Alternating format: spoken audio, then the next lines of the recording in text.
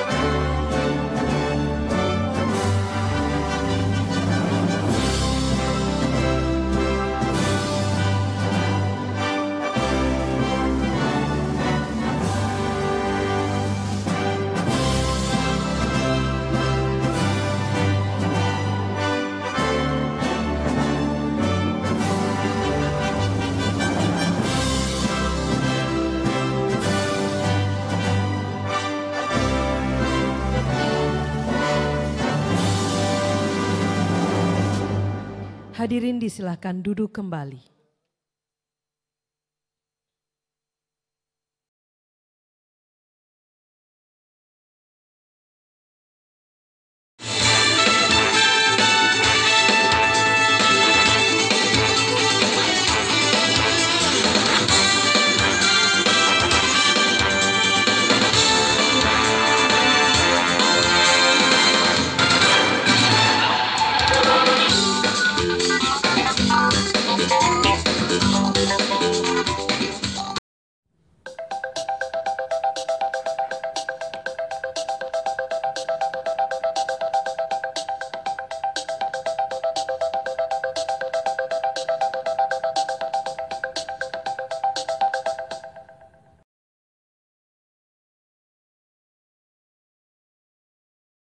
Hadirin Bapak Ibu yang kami hormati, selanjutnya marilah kita simak bersama sambutan Presiden Republik Indonesia Bapak Joko Widodo, dilanjutkan dengan pernyataan peluncuran GovTech Indonesia.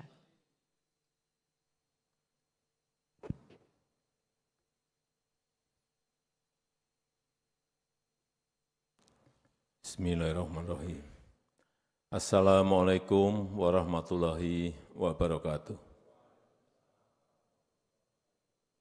Selamat pagi, salam sejahtera bagi kita semua. Om Swastiastu, Namo Buddhaya, salam kebajikan. Yang saya hormati Bapak Wakil Presiden Republik Indonesia, yang saya hormati para Menko, para Menteri, Panglima TNI Kapolri, Jaksa Agung, yang saya hormati para gubernur, bupati dan wali kota yang hadir, yang mulia Duta Besar negara-negara sahabat, Bapak Ibu tamu undangan yang berbahagia. Saya ingin menggarisbawahi, ingin menekankan kembali bahwa kehadiran birokrasi itu harusnya melayani, bukan mempersulit dan bukan malah memperlambat. Sehingga seharusnya yang menjadi tolok ukur adalah kepuasan masyarakat, adalah manfaat yang diterima masyarakat, adalah kemudahan urusan masyarakat.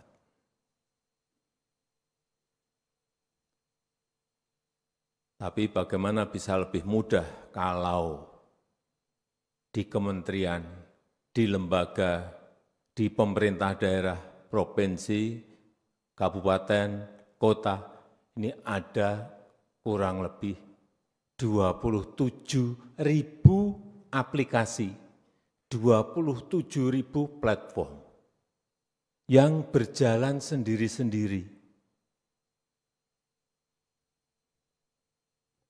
yang kerjanya juga sendiri-sendiri. Enggak akan mungkin tadi yang saya sampaikan, mempermudah, mempercepat, enggak.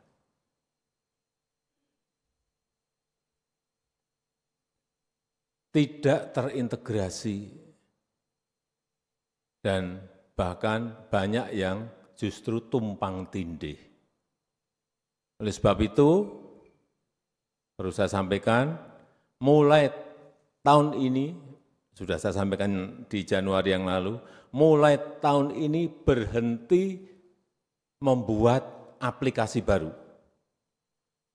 Mulai tahun ini berhentilah membuat platform baru, stop.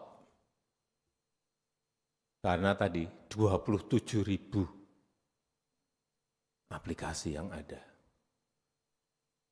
Tahun ini saja kemarin kita cek, waktu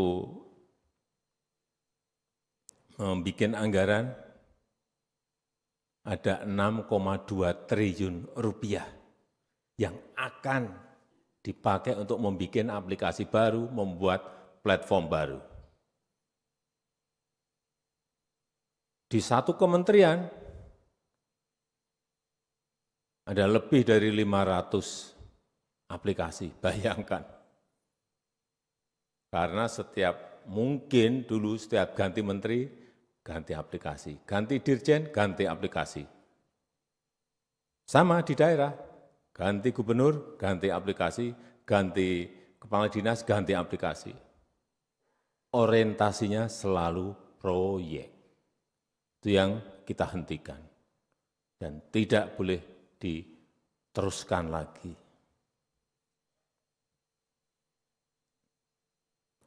Di Kementerian Kesehatan,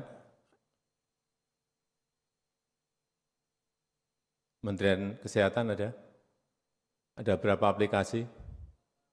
400. Bayangkan, satu kementerian 400. Saya enggak akan tanya yang lain, karena kalau tanya mesti lebih dari itu, banyak yang lebih dari itu. Ada yang lebih dari 5.000. Saya enggak tunjukin di kementerian mana. Saking kreatifnya.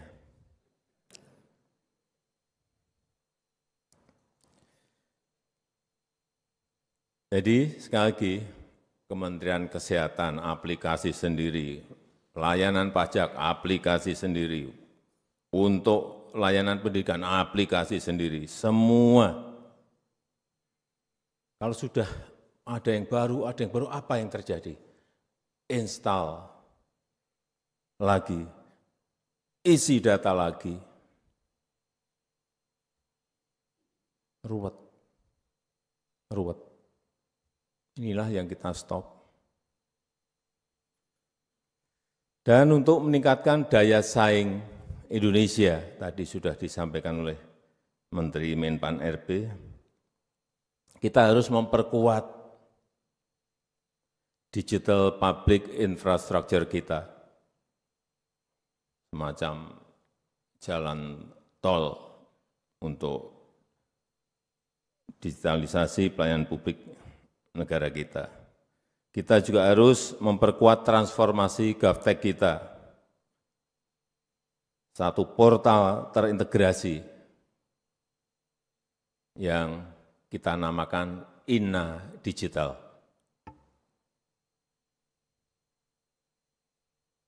Yang di situ ada layanan pendidikan, layanan kesehatan, ada layanan izin usaha, ada perpajakan dan lain-lainnya.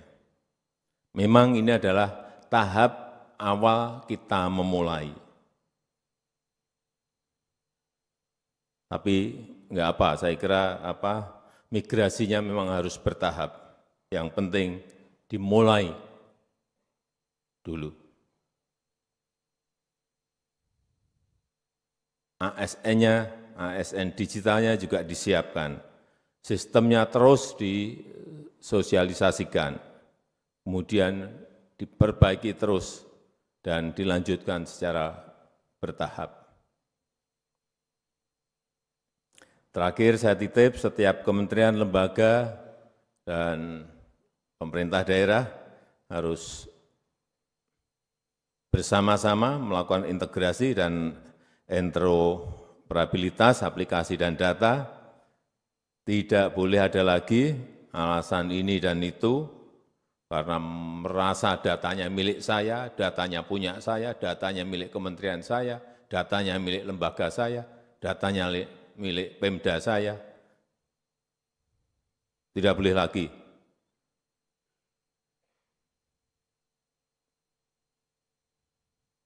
Tidak akan maju kita kalau kita masih egosentris, itu kita pelihara. Jadi sekali lagi, tinggalkan praktek-praktek lama, tinggalkan mindset lama. Itu saja yang ingin saya sampaikan, dan dengan mengucap Bismillahirrahmanirrahim, pada pagi hari ini secara resmi saya luncurkan GovTech Indonesia dengan nama INA Digital. Terima kasih. Wassalamualaikum warahmatullahi wabarakatuh.